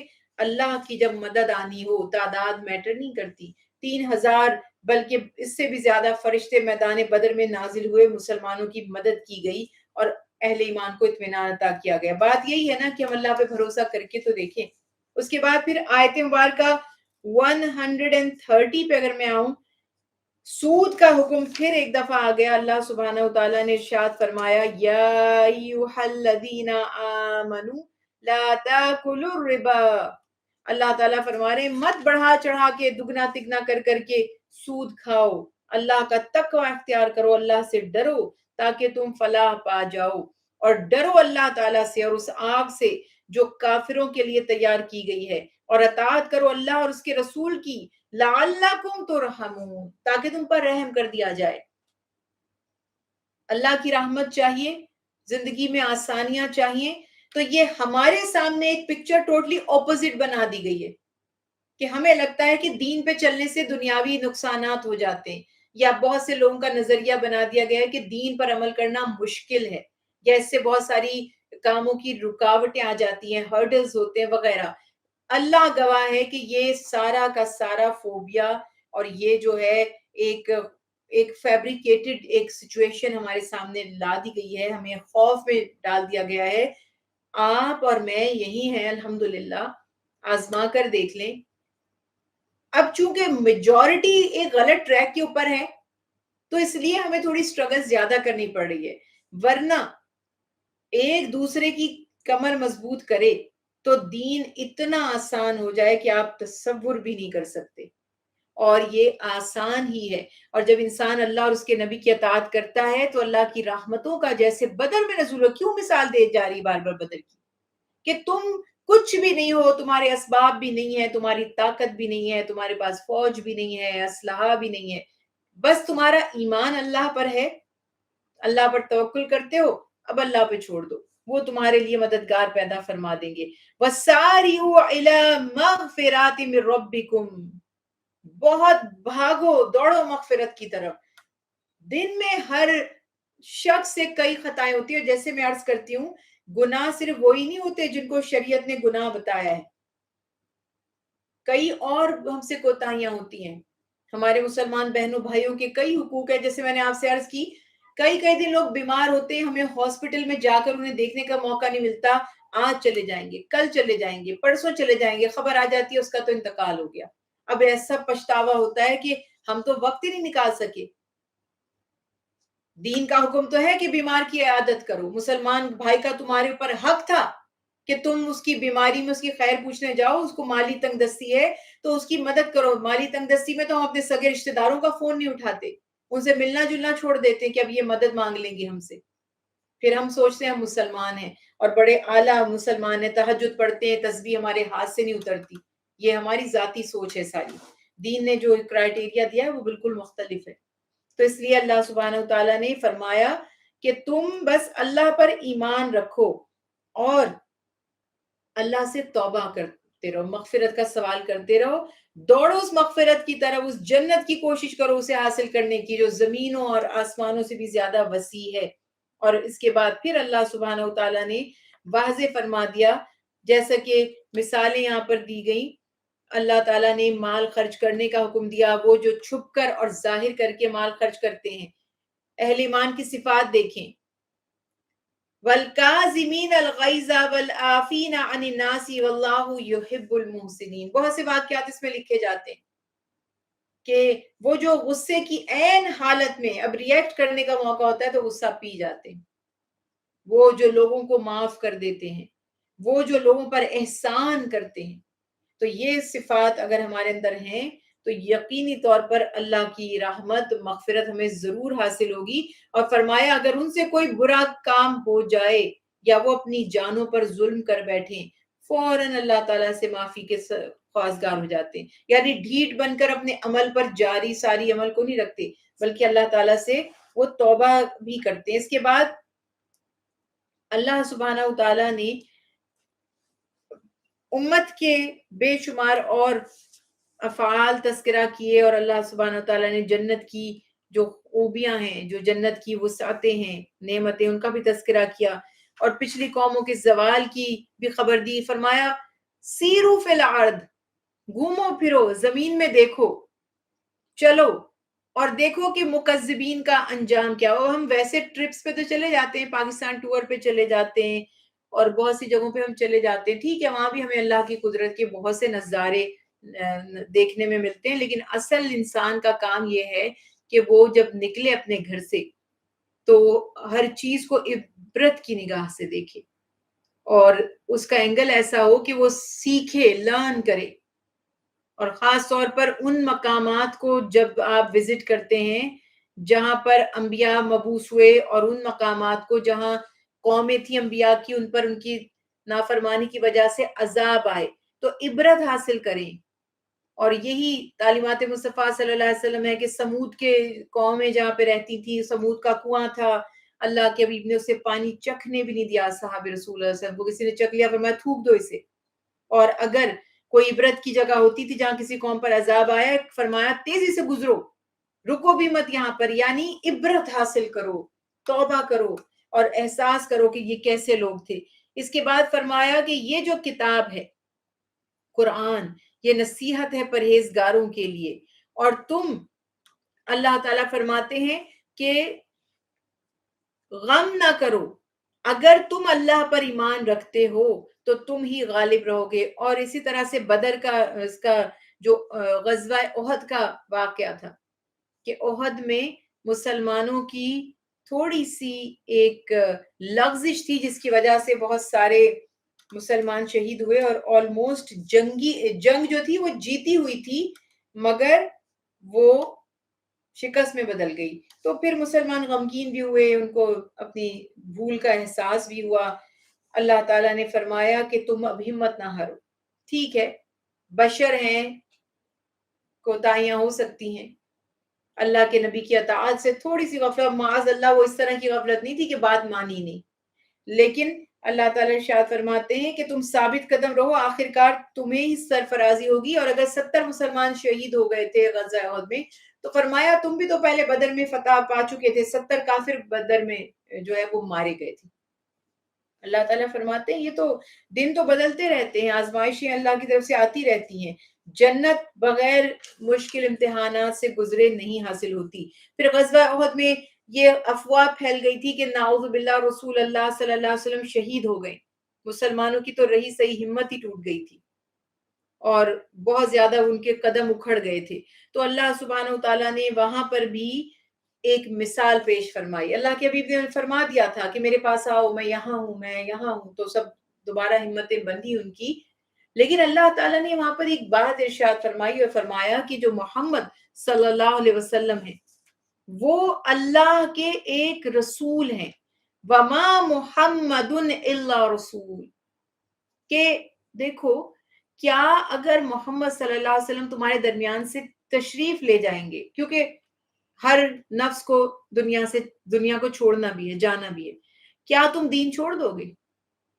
یعنی اگر نبی سامنے ہے تو آپ عمل کریں گے، اور نبی آپ کی آنکھوں سے اوجھل ہوں گے تو آپ عمل چھوڑ دیں گے.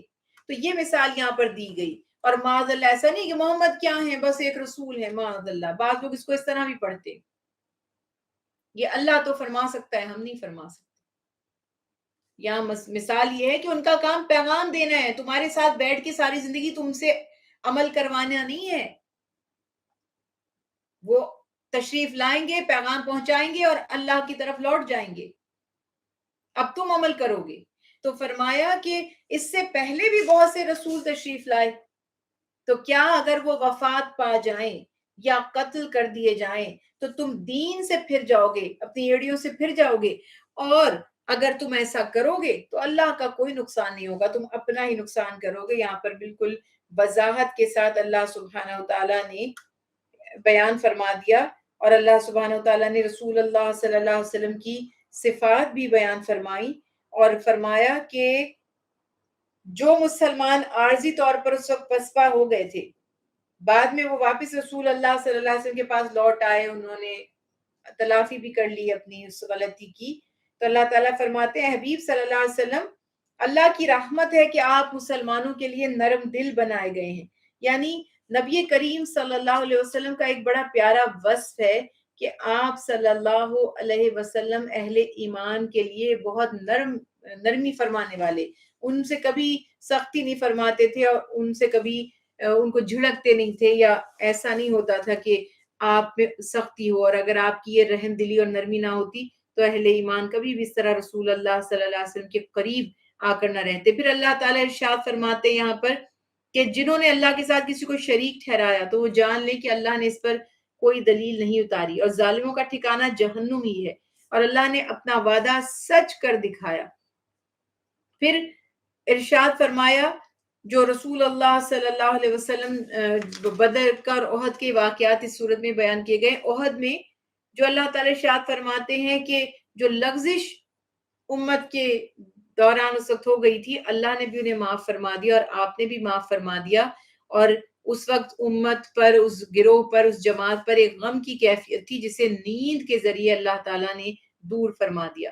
اور اس کے بعد اللہ تعالیٰ ارشاد فرماتے ہیں کہ کچھ لوگ ایسے بھی تھے جو کہتے تھے کہ جو کم ہمت لوگ تھے اور کہتے تھے ہم اگر اس جنگ میں نہ آتے تو ہم مارے نہ جاتے، لیکن ہماری بس کی بات نہیں ہے، ہمارا کوئی اختیار نہیں ہے. تو اللہ تعالیٰ ارشاد فرماتا ہے کہ اللہ تعالیٰ موت کا خالق ہے، زندگی اور موت اللہ تعالیٰ نے لکھی ہے. اگر وہ یہ سمجھتے ہیں کہ میدان جنگ میں نہ جاتے اور مارے نہ جاتے تو جان لیں کہ جس کی موت لکھی گئی تھی اگر وہ اپنے گھروں میں بیٹھے ہوئے ہوتے تب بھی موت برحق تھی اور انہیں ضرور اس موت کا سامنا کرنا پڑتا. اور بظاہر ایسا ہوتا ہے کبھی کہ جہاں 313 مسلمان 1000 کافر اور وہاں سے وہ بالکل بچ کر خیر اور عافیت کے ساتھ بغیر ایک بھی جان نقصان کے واپس لوٹ آئے. تو یہ سارے معاملات اللہ کے ہیں، ہم اپنی تدبیر سے اپنی موت کو ٹال نہیں سکتے. ہاں عام حالات میں ہمیں احتیاط کرنے کا حکم ضرور دیا گیا. اس کے بعد اللہ سبحانہ وتعالیٰ ارشاد فرماتے ہیں کہ آیت مبارکہ 172 میں کہ وہ زخمی ہونے اور لوگوں کے بڑے لشکر سے ڈرانے کے باوجود رسول اللہ صلی اللہ علیہ وسلم کی دعوت پر کہنے والے اور شیطان اور اس کے چیلوں کے بہکاوے میں نہ آنے والے صحابہ کرام کے لیے اجر عظیم ہے. یعنی وہ زخمی ہو گئے، منافقوں نے بھی ان کو بہکانے کی کوشش کی، شیطان نے بھی وسوسے ڈالے، لیکن انہوں نے کسی کی پرواہ نہ کی. اور پھر فرمایا کافروں کو جو دنیا میں ڈھیل دی جا رہی ہے یہ ان کی مزید تباہی کا ذریعہ بن جائے گی، کیونکہ جتنا زیادہ وہ سرکشی میں گناہ کرتے جائیں گے اتنا ہی زیادہ ان کے لیے عذاب بھی ہوگا. پھر آیت مبارکہ 180 میں خاص طور پر ان بخیل مالداروں کا تذکرہ کیا گیا جو اللہ کا دیا ہوا مال اللہ کی راہ میں خرچ نہیں کرتے. اللہ سبحانہ و تعالیٰ نے یہاں پر واضح فرما دیا کہ وہ لوگ جنہیں اللہ تعالیٰ نے مال سے نوازا ہے مگر وہ اسے راہ خدا میں خرچ نہیں کرتے. اور آپ کو یہ اچھی طرح سے معلوم ہے کہ بڑے بڑے عبادت گزار لوگ صرف اپنے بخل کی وجہ سے جہنم کا ایندھن بن جائیں گے، اور بڑے بڑے گناہ گار اپنی سخاوت کی وجہ سے بخش دیے جائیں گے. اسی لیے اللہ سبحانہ و تعالیٰ نے احکامات کو واضح فرمایا تاکہ ہم حق اور باطل اور صحیح اور غلط کو پہچان لیں. اس کے بعد اللہ تعالیٰ ارشاد فرماتے ہیں کہ جن کو اللہ تعالیٰ نے اپنے فضل سے مال دیا وہ یہ گمان نہ کریں کہ یہ ان کے حق میں بہتر ہے. یعنی کوئی شخص اگر اپنے پیسے کو خرچ نہیں کرتا اور وہ اپنے طور پر بڑا خوش ہوتا ہے کہ میں نے اتنی سیونگز کر لی، اتنی میری بچت ہو گئی، اگر میں یہ خرچ کر دیتا یا زکوٰۃ ادا کر دیتا یا صدقہ خیرات کر دیتا تو یہ کم ہو جاتا. تو اللہ تعالیٰ فرما رہے ہیں کہ وَلَا يَحْسَبَنَّ الَّذِينَ يَبْخَلُونَ بِمَا آتَاهُمُ اللَّهُ مِنْ فَضْلِهِ هُوَ خَيْرٌ لَهُمْ بَلْ هُوَ شَرٌّ لَهُمْ، کہ انہوں نے یہ گھاٹے کا سودا کیا. اللہ نے دیکھیے ایک قانون بنایا ہے، مال اللہ نے دیا ہے اور فرمایا خرچ کرو گے تو بڑھے گا، نہیں کرو گے تو دنیا میں بھی مال تمہارا تباہ ہو جائے گا اور آخرت میں بھی خسارے میں رہو گے. تو اسی لیے فرمایا کہ یہ ان کے لیے اچھا نہیں ہے، انہوں نے غلط ڈیسیژن لیا، یہ ان کی کنجوسی ان قریب قیامت کے دن ان کے گلے کا کرو. تو وہ کہتے ہیں کہ ہم معاذ اللہ ہم دولت مند اور غنی ہیں اور اللہ تعالیٰ فقیر ہے یا مقروض ہے، اسی لیے تو ہم سے مانگ رہا ہے مال یا ہم سے فرما رہا ہے قرض دو. تو اللہ تعالیٰ فرماتے ہیں یہ ان کے سارے اعمال، ان کی بدعمالیاں اللہ نے لکھ رکھی ہیں، ایک ایک عمل کی ان کو روز محشر سزا دی جائے گی. اللہ تعالیٰ کو فقیر اور خود کو غنی کہنے والے گستاخانہ یہ جو ان کے قول ہیں، انبیاء کو قتل کرنے کی سازشیں کرنے والے، یہ سب جہنم کا ایندھن ہوں گے.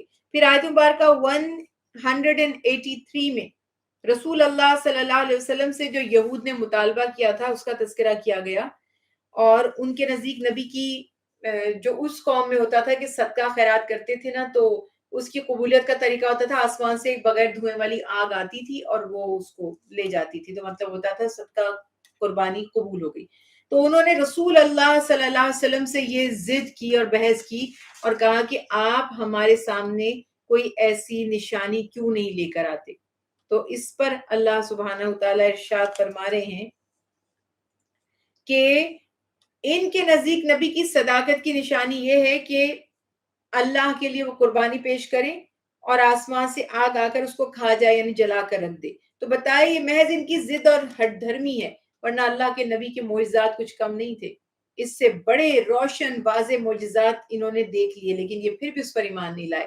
اب ایک چیز جو نہیں دکھائی گئی، اس کی ضرورت بھی نہیں تھی، اسے اعلیٰ درجے کے دکھا دیے گئے تو کہتے نہیں وہ معجزہ آپ نے نہیں دکھایا. تو یہ مزاج ہی آپ کو بتا رہا ہے کہ لوگ کس مزاج کے تھے. اس کے بعد آیت مبارکہ 185 میں ایک بڑی ریالٹی ہے دنیا کی کہ جس کے بارے میں اللہ سبحانہ و تعالی ارشاد فرماتے ہیں کہ ہر نفس نے موت کا مزہ چکھنا ہے. ہر روح جو ہے وہ بہرحال اس کی دنیا میں اس کو ایک مدت کے لیے بھیجا گیا ہے. کلو نفس ذائقۃ الموت، کوئی بھی ہمیشہ نہیں رہے گا، ہر نفس کو ایک کیفیت سے گزرنا ہے اور پھر اللہ کی بارگاہ میں پیش ہونا ہے. وہاں پر وہ اپنے اعمال کا پورا پورا بدلہ دیے جائیں گے. پھر جو اس دن دوزخ سے دور کر دیا گیا اور جنت میں داخل کر دیا گیا، بس خیر اسی کے لیے ہے. دنیا کی تو سب چیزیں دنیا میں ہی رہ جائیں گی، لیکن اس دن جو عذاب جہنم سے بچا لیا گیا، جان لیجئے کہ سب سے خوش بخت، سب سے زیادہ کامیاب، سب سے زیادہ دولت مند، سب سے زیادہ غنی، وہی سب سے زیادہ عزت دار ہوگا۔ پھر اللہ تعالیٰ ارشاد فرماتے ہیں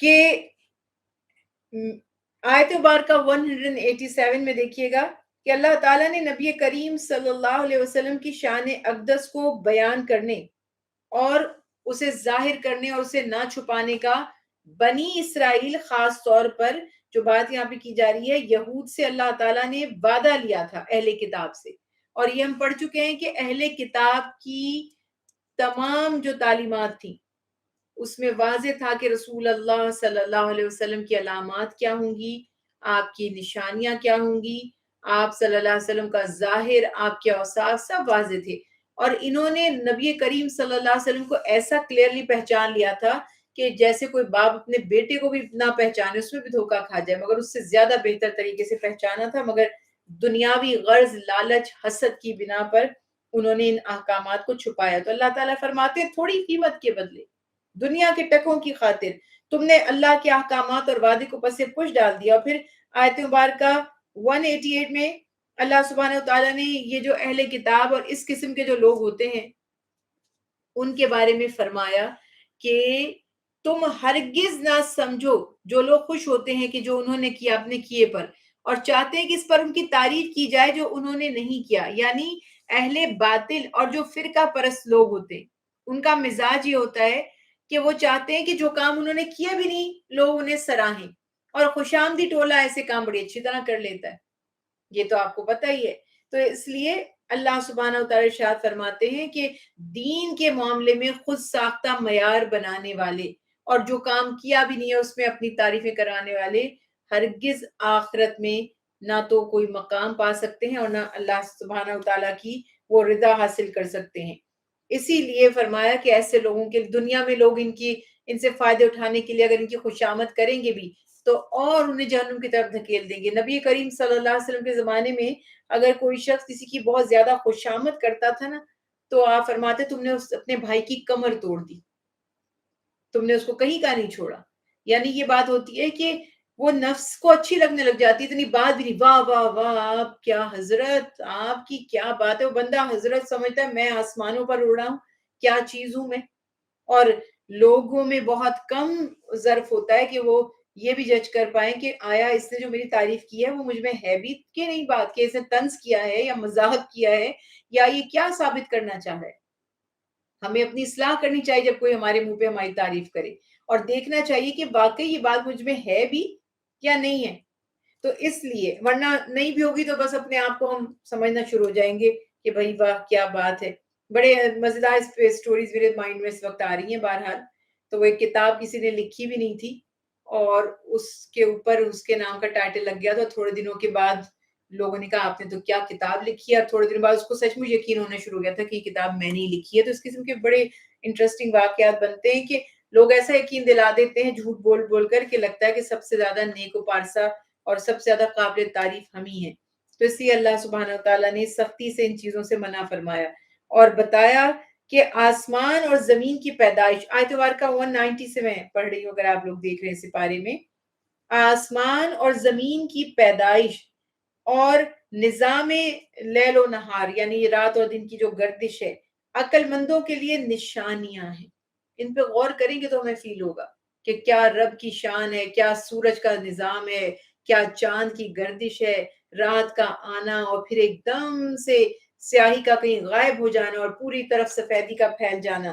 تو یہ عقل مندوں کے لیے نشانیاں ہیں۔ یہ وہ لوگ ہیں جو حالت قیام میں بیٹھے ہوئے، کروٹوں پر لیٹے ہوئے ہر وقت اللہ کا ذکر کرتے ہیں۔ اب دنیا میں کئی ایسی غیر ضروری چیزیں ہماری لائف سٹائل میں شامل ہو گئی ہیں جو ہمیں اللہ کی قدرت پر غور ہی کرنے نہیں دیتی، جن میں ایک سب سے بڑا ہمارا فون ہے۔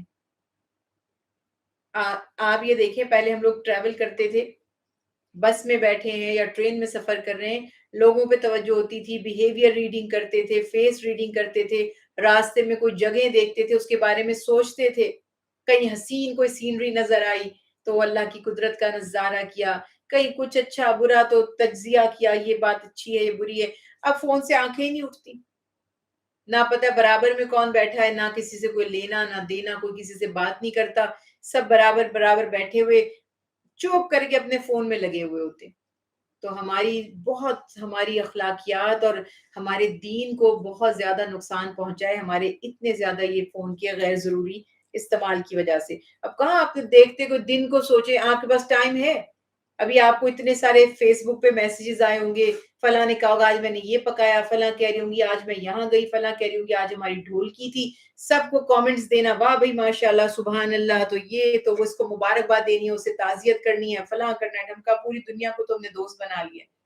کہاں ٹائم ہے آپ کے پاس کہ آپ اللہ کی قدرت پر غور کریں، آسمان اور زمین پہ غور کریں، اپنے وجود پہ غور کریں، اپنے خاندانوں کے بارے میں، رشتہ داروں کے بارے میں، اہل محلہ کے بارے میں سوچیں، مسکین کے بارے میں سوچیں، یتیم کے بارے میں سوچیں، کائنات میں کیا کچھ ہو رہا ہے، سفرنگز کتنی ہیں، اچھی بھی چیزیں ہیں بری بھی چیزیں ہیں، کب سوچیں گے اس کے بارے میں؟ فون آپ کو سوچنے ہی نہیں دے گا، آپ کو اسے اپنا، یہ لوگ کہتے ہیں نا آسیب کا سایہ ہو گیا، میں کہتی ہوں آسیب یہی ہے، اس کا سایہ ہم پر ہو چکا ہے، اس نے ہمیں جکڑ لیا ہے، یہ ہمیں اپنے حساب سے چلا رہا ہے، ہمیں بالکل کوئی کام اللہ اور اس کے نبی کی رضا کے مطابق کرنے کا موقع نہیں دے رہا۔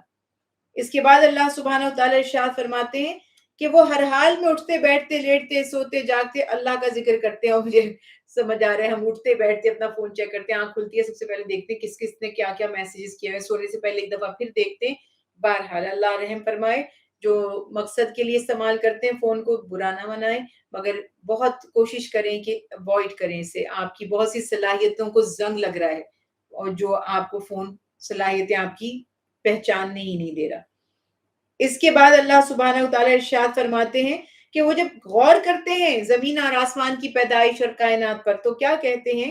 اے ہمارے رب، آپ نے اس نظام کائنات کو بے مقصد نہیں بنایا، سبحان اللہ، ایک ایک چیز میں حکمت ہے، آپ کی قدرت کی نشانیاں ہیں، یعنی پوری کائنات اور اس کے تمام اسرار اور رموز جو کچھ بھی ہے، نظر نہ آنے والے کنٹرول اللہ کی قدرت کی، یہ سب بڑی نشانی اور اللہ کی قدرت و جلالت کی عقیدت میں ڈوب جاتے ہیں، پھر وہ اللہ کی عظمت کو پہچانتے ہیں، اس کی رحمت کا ادراک کرتے ہیں، پھر کیا کہتے ہیں؟ اے ہمارے رب، ہم نے ایمان کے داعی کی صدا کو سنا، ہم نے ایک پکارنے والے کی پکار کو سنا، یعنی کوئی اناؤنسمنٹ کر رہا تھا، ہم نے سنا، تو اس نے ہمیں دعوت دی کہ اپنے رب پر ایمان لے آؤ، تو ہم ایمان لے آئے۔ یہ داعی کون ہے؟ زیادہ ریفرنسز ہیں کہ محمد رسول اللہ صلی اللہ علیہ وسلم، کچھ نے قرآن کو بھی کہا ہے کہ قرآن ہے وہ داعی جو اللہ پر ایمان لانے کی دعوت دیتا ہے، مگر زیادہ زیادہ سالڈ اللہ کے حبیب حضرت محمد مصطفیٰ صلی اللہ علیہ وسلم ہے، اور وہ دوسری بات بھی وہ بھی اسی کے مطابق ہے۔ ہمارے پروردگار، آپ ہمارے گناہوں کو بخش دیجئے، ہماری خطاؤں کو معاف کر دیجئے، ہمارا خاتمہ یعنی انجام نیک لوگوں کے ساتھ فرمائیے۔ اے ہمارے پروردگار، اپنے رسولوں کی زبان سے جو وعدے آپ نے ہم سے فرمائے، دیکھیں یہ سورہ آل عمران کے آخر میں یہ دعا اہل ایمان کی جیسے سورہ بقرہ کے بھی آخر میں تھی، کتنی پیاری یہ دعا ہے کہ وہ اللہ سبحانہ و تعالی سے دعائیں کر رہے ہیں کہ یا رب العالمین ہمیں بخش دیجئے اور ہمیں جنت عطا فرمائیے، اپنی رحمتیں اپنی نعمتیں عطا فرمائیے۔ اس کے بعد اللہ سبحانہ وتعالی ارشاد فرماتے ہیں کہ انہوں نے وہ دعائیں کی اللہ تعالیٰ سے اور فرمایا کہ بے شک آپ، اللہ کی بھی شان ہے کہ اللہ تعالیٰ کسی عمل کرنے والے کے عمل کو، اس کی نیکی کو ضائع نہیں فرماتے۔ تو ہم یہ امید کر کے اللہ سے دعا کریں کہ اللہ ہمارے بھی اعمال کو قبول فرمائیے، اور ہماری نیکیاں جو بھی ہم نے دین کی راہ میں جو بھی قربانیاں دیں یا اچھے کام کیے، اللہ انہیں ان کی جزا، یہ بڑا اہم ہے، کیونکہ جیسے میں نے عرض کی کہ کبھی کبھی ہمارے نفس میں کہتے ہیں نا کہ ایک موٹا پن جس کو کہتے ہیں کہ وہ تکبر، وہ ہم نیکی کرتے ہیں تو تکبر بھی آ جاتا ہے، اور جیسے ہم نے پیچھے پڑھا پچھلی آیات میں کہ صدقہ کرتے ہیں تو تانا بھی مار دیتے ہیں ایک ساتھ میں، تو اللہ تعالیٰ فرما رہے ہیں کہ نیکی کرو تو اللہ سے نیکیوں کی قبولیت کی دعا بھی کرو کہ اللہ تعالیٰ قبول فرما لے۔ اور آخر میں بڑی پیاری دعا ہے جو اہل ایمان اللہ سبحانہ تعالیٰ سے کر رہے ہیں کہ اہل ایمان کیا کہتے ہیں؟ اللہ کا حکم ہے اے اہل ایمان تم صبر کرو اور مقابلے میں مضبوط رہو، یعنی صبر چاہے دنیاوی معاملات میں ہو یا دشمن سے مقابلے کی صورت میں، اور اللہ تعالیٰ والرابطو ایک دوسرے سے جڑے رہو، مضبوطی کے ساتھ جڑے رہو. اتحاد بین الامت بھی اس میں ایک خاص طور پر حکم ہے، تاکہ تم فلاح پا جاؤ، کامیاب ہو جاؤ. یعنی صبر میں کامیابی ہے، جماعت میں کامیابی ہے، ہماری محبت، ہمارے ایک دوسرے کے ساتھ ایک ہو جانے میں کامیابی ہے. سورت یہاں ختم ہوئی ہے. سورہ نساء کا آغاز ہو گیا ہے. سورہ نساء، بسم اللہ الرحمن الرحیم. نساء خاتون کو کہتے ہیں، وومن، لیڈی. اور اس صورت میں خواتین سے ریلیٹڈ ان کے حقوق اور احکامات بھی بیان کیے گئے، تو اسی مناسبت سے اس کا نام ہے، مدنی صورتوں میں سے ہے. مصحف کی ترتیب کے اعتبار سے، یعنی کہ جو کمپائلیشن آف ہولی قرآن ہے اس کے حساب سے 4th رینک ہے، اس کا نمبر ہے، نمبرنگ کے حساب سے. اور نزول کے اعتبار سے بتایا جاتا ہے 92 سورت ہے.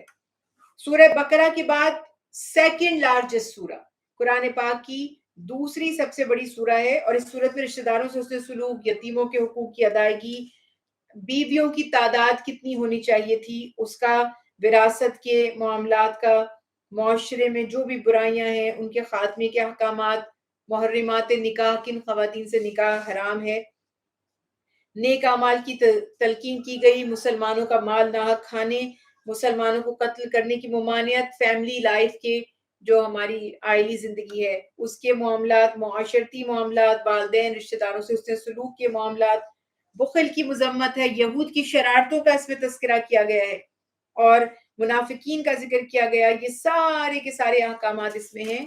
شروع اللہ کے نام سے جو بہت مہربان نہایت رحم فرمانے والا ہے. آغاز ہو رہا ہے، یا ایھا الناس اتقوا ربکم الذی خلقکم من نفس واحدۃ. اے انسانوں، اپنے رب کا تقوی اختیار کرو، اور وہ جس نے تمہیں ایک جان سے پیدا کیا، نفس واحدہ، وخلق منہا زوجہا، اور اسی سے اس کا جوڑا بنا دیا. یعنی ایک لائف سیل ہے، ایک سے میل ایک سے فیمیل. اور اسی طرح اللہ سبحانہ وتعالیٰ نے آدم علیہ السلام کو پیدا فرمایا، بی بی حوا کو پیدا فرمایا، اور ان سے نسل انسانی کو بڑھا دیا. یعنی یہ دو جنس ہیں، ایک مرد اور ایک عورت، اور ان سے نسل انسانی بڑھتی چلی گئی، پھیلتی چلی گئی. تو اللہ تعالیٰ فرما رہے ہیں کہ بے مقصد نہیں پیدا کیا، اس میں حکمت تھی. تو تم اپنے رب کی عبادت کرو، یا اس کے عذاب سے ڈرو، اس کی اطاعت کرو. اور اس کے بعد فرمایا تمام انسانیت کی اصل ایک ہی ہے. یعنی جیسے ہم بات کہہ سکتے ہیں کہ ہمارے ماں باپ ایک ہی ہیں، آدم علیہ السلام جو ابو البشر ہیں، اور حوا علیہ السلام جو سارے انسانوں کی والدہ ہیں. اس کے بعد اللہ تعالیٰ نے یتیموں کے مال کو اپنے مال کے ساتھ ملا کر کھانے سے منع فرمایا بہت بڑا گناہ ہے. اسی طرح اپنے خراب مال کو یتیم کے اچھے مال سے تبدیل نہ کرو. یتیم کو دھوکہ دینے کے کئی طریقے ہوتے ہیں. اپنی اچھی زمین، زرخیز، اس کی زرخیز زمین رکھ لی، اپنی بنجر زمین سے اس کو ریپلیس کر دیا، اس کے اچھے مال کو رکھ لیا، اپنا ناقص مال اس کے حوالے کر دیا. الغرض کے کسی بھی طرح سے یتیم کے مال، اور اس زمانے میں تو بہت زیر کفالت ہوتے تھے یتیم، اور خاص طور پر جب جنگیں غزوات شروع ہو گئی تو مسلمان مرد شہید بھی ہونے لگے، شہادتیں ہونے لگی، تو ان کے بچے، ان کے خاندان، رشتہ دار والوں کی کفالت میں چلے جاتے تھے. تو یہاں پر ان سے حسن سلوک کی تاکید کی گئی. پھر ازواج کا، عرب میں تو کوئی چیک اینڈ بیلنس ہی نہیں تھا. ایک آدمی 13 20 20 30 جتنی مرضی بیویاں رکھنا چاہے رکھ سکتا تھا. اللہ نے سختی کے ساتھ منع فرما دیا کہ ایک مرد ایک وقت میں 4 سے زیادہ نکاح نہیں کر سکتا. اور اس سے بھی کڑی شرط یہ لگا دی کہ اگر وہ 2 نکاح کرے گا، یعنی ایک ہی روٹین ہے، روٹین نارمل قرآن اور حدیث سے ایک ہی نکاح کیے، لیکن اگر کچھ حالات، بیوائیں، یتیم، بے سارا خواتین ہیں، یا کچھ ایسے مسائل ہیں کہ نکاح ثانی کی بھی ضرورت پیش آ جائے، تو اس کے لیے بھی شرط لگا دی گئی کہ اگر تم 2 بیویوں میں عدل نہیں کر سکو گے تو پھر تم ایک نکاح سے زیادہ نہیں کر سکتے. پھر ذیل کفالت یتیموں کے حوالے سے فرمایا کہ اگر وہ اپنے مال کی حفاظت کا اتنا شعور نہیں رکھتے، ناسمجھ ہیں، نادان ہیں، تو آپ ان کے مال کی حفاظت کریں، ان کے بڑے ہونے تک، سمجھدار ہونے تک اس کی حفاظت کریں. یہ نہیں کہ جلدی جلدی سے سوچا کھا پی جائیں تاکہ بڑا ہو جائے گا تو یہ تو اس کو عقل آ جائے گی، یہ تو ہم سے اپنا مال یا اپنی جائیداد یا جو بھی معاملات ہیں وہ لے لے گا. تو اسی لیے سختی کے ساتھ یہ منع فرمایا کہ اچھی باتیں کرو، یتیموں کو آزما لو، ان کی نکاح کی عمر ہو جائے تو ان کو ان کے مال بھی لوٹا دو، اور ان سے اس نے سلوک کا حکم یہاں پر دیا گیا. اس کے بعد اللہ سبحانہ وتعالیٰ نے اتنی اجازت دی کہ جو خود مجبور ہے، بے بس ہے، وہ یتیم کی کفالت کر رہا ہے، اس کو سپروائز کر رہا ہے یا اس کو لک آفٹر کر رہا ہے اس کے مال کو، تو وہ اس میں سے بقدر ضرورت بالکل بیسک اپنی نیڈز کے مطابق لے سکتا ہے، لیکن جس کو اللہ نے خود عطا کیا ہے، حکم ہے کہ وہ اس کے مال میں سے کچھ نہ لے، احتیاط کرے. اور یتیم کا سرپرست غنی ہے تو پھر کسی صورت یتیم کے مال میں سے وہ خرچ نہ کرے، فقیر ہے تو خرچ کر سکتا ہے. پھر اللہ سبحانہ وتعالیٰ نے وراثت کے حصوں کا بتا دیا. اس سے پہلے عورت کا جائیداد میں کوئی حصہ نہیں ہوتا تھا، عرب میں تو کوئی کانسیپٹ ہی نہیں تھا. اللہ نے فرمایا مرد ہو یا عورت، شریعت میں دونوں کے لیے ان کی جو پراپرٹی انہیریٹ انہوں نے جو بھی کیا ہے، انہیریٹنس، وہ اس میں سے ان کا حصہ ہے. اور وہ تقسیم بھی بڑی بہترین ہے. ڈیٹیل میں کبھی اس پر بات کریں گے. جو ہمیں لگتا ہے کہ عورت کی کم ہے، جائیداد مرد کی زیادہ ہے، تو یہ ابھی ہماری مس انڈرسٹینڈنگ ہے. عورت کی رسپانسبلٹیز بھی نہیں ہے. دکھ یہ بات کا ہے کہ ہم آدھے حکم کو مانتے ہیں، آدھے کو نہیں. یہاں برابر سے عورتوں سے نوکریاں کروائی جاتی ہیں، بلکہ مرد گھر بیٹھے ہوئے ہیں اور بیویاں نوکریاں بھی کر رہی ہیں، گھر کے کام بھی کر رہی ہیں، اور پھر انہیں اس صورت میں انہیں لگتا ہے کہ یہ ہم پہ کیا ظلم ہے، خرچ ہم زیادہ کر رہے ہیں، کما بھی ہم رہے ہیں، مرد کو زیادہ مل رہا ہے. اسلام کا یہ نظریہ تھوڑی تھا. اسلام نے تو کہا تھا عورت گھر بیٹھے گی، عیش کرے گی، صرف آپ کی خدمت کرے گی اور آپ کے بچوں کو پالے گی یا پیدا کرے گی، اینڈ دیٹس آل. یہ جو اتنے عورت سے آپ کام سارے ملٹیپل ٹاسکر بنایا ہوا ہے، تو یہ تو اس کی اچھائی ہے. اس کے بعد پھر آپ جب ایسی چیزیں دیکھتے ہیں تو آپ کو احساس ہوتا ہے، پھر انسان کو لگتا ہے شاید معاذ اللہ اسلام میں خواتین کو اتنے حقوق نہیں دیے گئے. اسلام میں خواتین کو بہت حقوق دیے گئے ہیں، بس مرد اس کے اوپر عمل اتنا نہیں کر رہے، تو اس لیے غلط پکچر معاشرے میں ہمارے سامنے آ رہی ہے. ورنہ اسلام کا نظام بہت بہترین ہے اور عورت کی فیور میں ہے، مرد کی فیور میں نہیں ہے. لیکن انفارچونیٹلی آپ کو اور مجھے بتایا یہ گیا ہے کہ سارا کا سارا دین مرد کی فیور میں ہے. اس کے بعد یہاں شریعت میں اللہ سبحانہ وتعالیٰ نے فرمایا کہ سب کے اپنے اپنے حصے ہیں، کسی وارث کو محروم نہیں کیا جا سکتا. اور سفارش کے طور پر قرآن نے یہ بھی بتایا کہ تقسیم وراثت کے موقع پر اگر ایسے رشتہ دار، قرابت دار، یتیم، مسکین آ جاتے ہیں جن کا جائیداد میں تو کوئی حصہ نہیں ہے، انہیں بھی کچھ نہ کچھ دے دیجئے. کوئی تحفہ دے دیں، ہدیہ دے دیں، کھانا کھلا دیں، کپڑوں کے جوڑے دے دیں، مختلف سجیشنز ہیں. ان کو بھی کچھ نہ کچھ نفلی صدقے کے طور پر دے دیا جائے. بڑی پیاری بات ہے. اور اللہ فرماتے ہیں سوچو کل کو تم مر جاؤ اور تمہاری اولاد بے یار و مددگار ہو، تو تم بھی تو چاہو گے کہ کوئی ان سے حسن سلوک کرے، ان پر مال خرچ کرے. سورہ نساء کی آیت مبارکہ 11 اور 12 میں وراثت کے احکامات بیان کیے گئے، جس کا خلاصہ میں آپ کے سامنے کر رہی ہوں کہ کسی شخص کا انتقال ہو جائے اور اس کی اولاد میں بیٹے اور بیٹیاں دونوں ہیں، تو ہر بیٹے کو بیٹی کے حصے سے دگنا ملے گا، اگین اس کی رسپانسبلٹیز کی وجہ سے. اگر صرف ایک ہی بیٹا ہو تو جن وارثوں کا حصہ شریعت میں مقرر ہے ان کو دینے کے بعد بقیہ کل ترکہ بیٹے کو مل جائے گا. ایک سے زائد بیٹے ہوں تو ان میں برابر تقسیم ہوگا. اگر کسی کی وراثت صرف بیٹی ہے تو بیٹی کو آدھا مال ملے گا اور باقی رشتہ داروں میں وہ تقسیم ہوگا.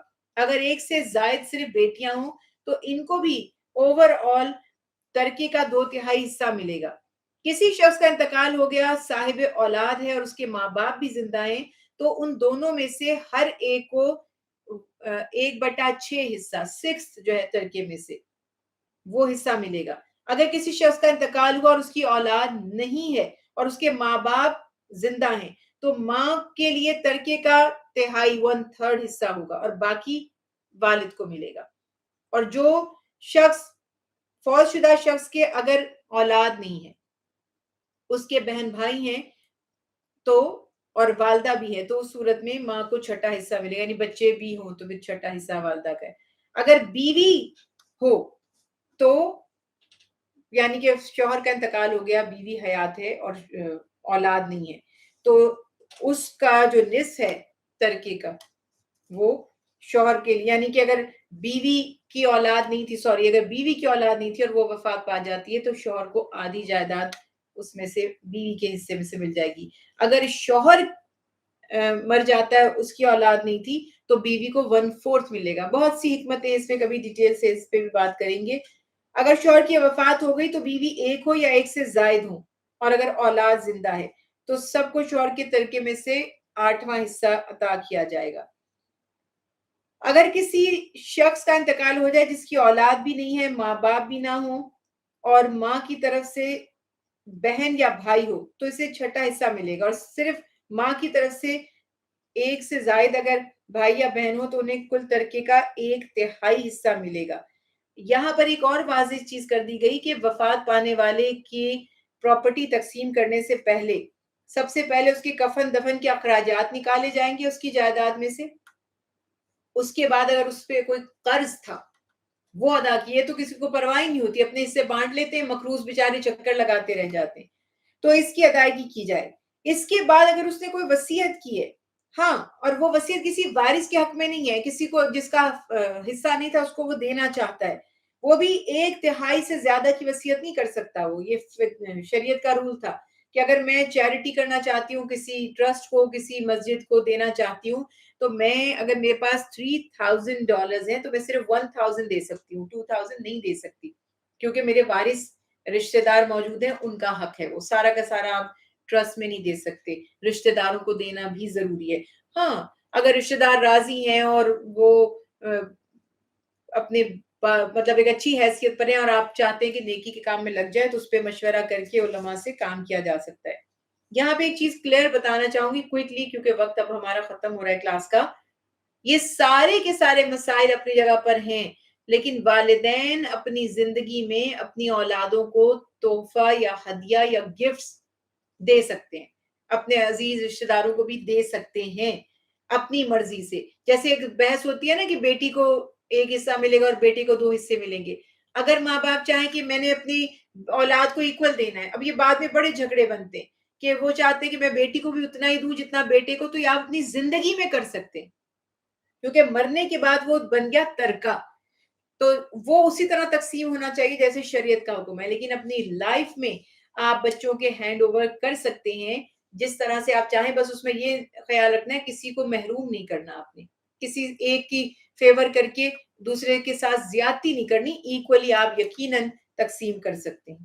اس کے بعد اللہ سبحانہ وتعالی نے آیت مبارکہ 15 اور 16 میں بدکاری کی ابتدائی اور عارضی سزا کا تذکرہ کیا گیا, اور سورہ نور میں پھر اور زیادہ اس کے ڈیٹیلز احکامات ہیں کہ جو کوئی برا کام کرتا ہے اور غیر شادی شدہ ہے اور گناہ کی طرف راغب ہوتا ہے, اور تو اس طرح سے بتایا گیا کہ جو کوئی بھی بدکاری کرے 4 آئی وٹنس اگر مل جائیں, 4 آئی وٹنس بہت اہم بات ہے, تو پھر ان کو سزا دی جائے گی, ان کو 100 کوڑے مارے جائیں گے.